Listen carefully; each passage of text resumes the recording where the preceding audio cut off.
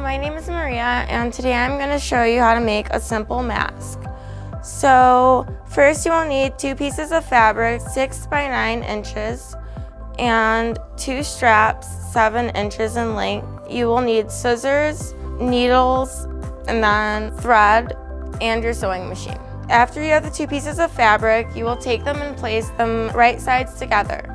And then you will sew along the long side of the fabric, along the entire side. And then you will take one of the straps and place it inside of the fabric along that sewed side so that it meets the side.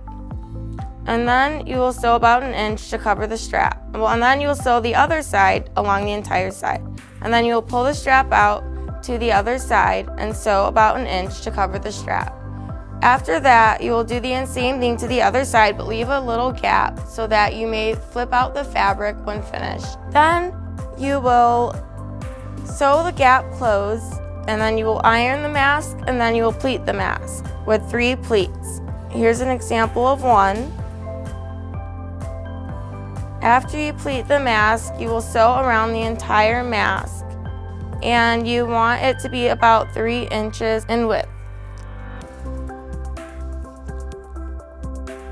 After you pleat and you make sure that it's 3 inches, you want to sew around the entire mask and make sure that you sew the sides twice.